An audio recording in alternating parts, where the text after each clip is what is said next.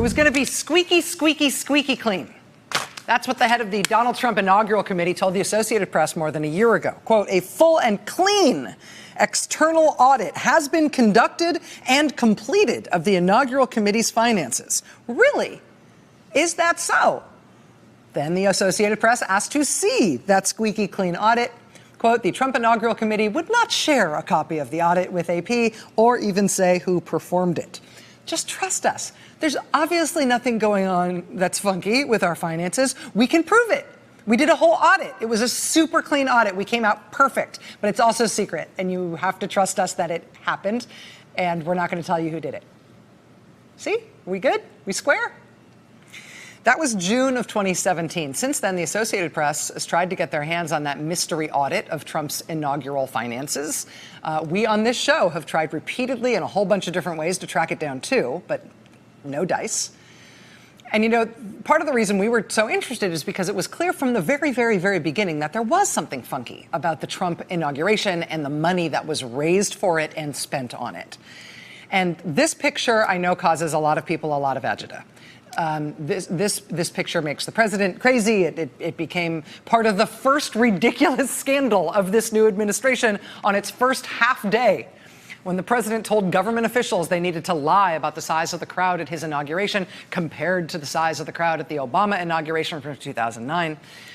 But that picture and that truth about the inauguration for Mr. Trump, that is also part of the very clear evidence that something was wrong with the money part of the Trump inaugural. Because Obama's inauguration in 2009 really was way bigger. And I don't mean that in an ad hominem way. It was just a historic thing.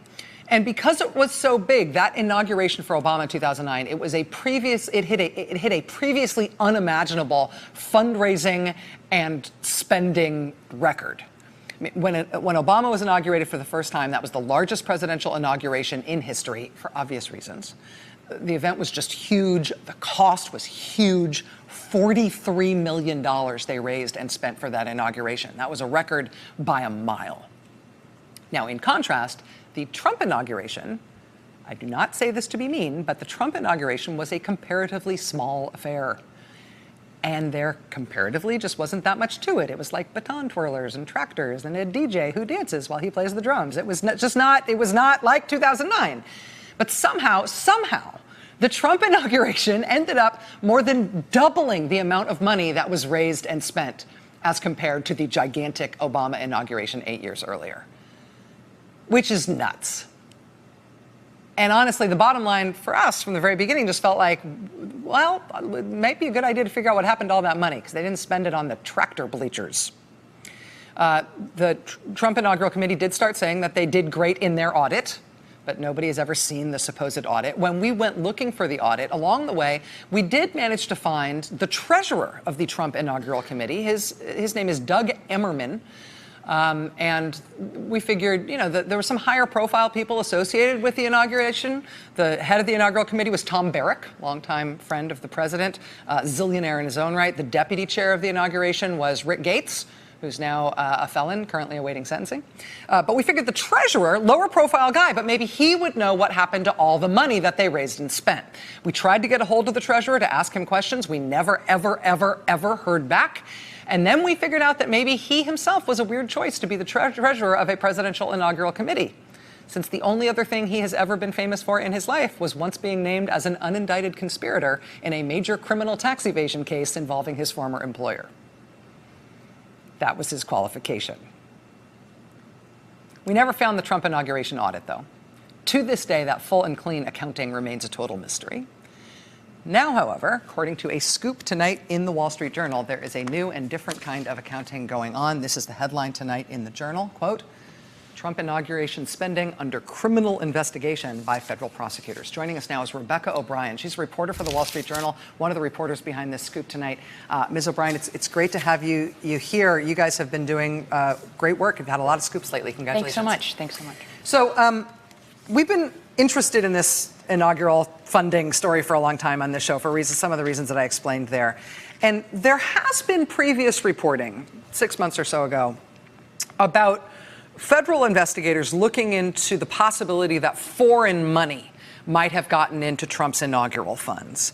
That came up, for example, in the indictment of Sam Patten, one of the lower profile indictments in which he was accused of setting up an American straw purchaser so that a foreigner could actually spend a bunch of money and go to the Trump inauguration. But what you guys are talking about here is a federal investigation, not into the money coming into the inauguration necessarily, but the spending. Right. I think that what we're looking at is beyond the role of potential foreign influence or foreign money coming into the inaugural. It's looking, this investigation, which to be clear is in its very early stages as we understand it, is looking at money in, but also money out. And the money in isn't just foreign. It's also looking at, who, whether individuals or entities gave money in the expectation of receiving some sort of special benefit from the administration. And the money out is looking at, as you said, and there's been great reporting out there about the murkiness of what happened to this more than $100 million that was spent on the inaugural, ostensibly on the inaugural. Ostensibly right, we don't know. That's what the big trick here. It's like you say, the tax returns say they spent it on this, and they don't say that much. But it's kind of trying to get to the bottom of that. There's a lot of qualifiers there, but well, on the issue of spending money. Donating money to the inauguration with the expectation that you'll be treated favorably by the government in some policy context or in the terms of some sort of favor. I feel like that's the open secret about inaugural donations anyway, that most people don't give to an inauguration out of the goodness of their heart. Corporations and rich people presumably all do that because they want to curry, at least in an abstract sense, some sort of favor. Is it your understanding that this investigation is looking at acute allegations of real quid pro quo, that they believe that there were favors traded by the government in exchange for donations? I'm not sure about that. And to be sure, there's certainly money in politics. It's, Democrats do it, Republicans do it, and we're all investigate. Yeah, exactly. And this office and other federal prosecutors and state prosecutors look into this kind of stuff all the time, and sometimes they don't turn up anything. It's hard to make cases about money in politics for reasons that we discussed. It's all over the place. But you described this as a fairly new investigation at the Southern District of New York. I think new, early stages. It's one of these things that, from my understanding, it's receiving different kinds of evidence from different places, and maybe it's all starting to coalesce into something that will look like an investigation. Some of the evidence that you describe in your piece tonight is very intriguing. I'm just going to read to you from your own reporting. In April raids of Michael Cohen's home office and hotel room, FBI agents obtained a recorded conversation between Mr. Cohen and Stephanie Winston Wolkoff, a former advisor to the First Lady who worked on inaugural events. In the recording, Ms. Wolkoff expressed concern about how the inaugural committee was spending money. This is according to a person familiar with the Cohen investigation. The Wall Street Journal could not determine when the conversation between Mr. Cohen and Ms. Wolkoff took place or why it was recorded. So that, at least that piece of the evidence seems like it's sort of adjacent to the Cohen prosecution, and maybe that might explain some of the timing as Cohen has now moved on to his sentencing. Right. We know that they seized that the raids took place in April, and it took some time for the review to take place, so the prosecutors didn't get it for a while. But this is an important, potentially important piece of evidence that was taken. I have to also ask you, just as a matter of personal obsession, have you been able to get a peek at that full and clean external audit that they say exists and shows that they were perfectly squeaky clean? Well, I think the story would be longer if I had. Yes.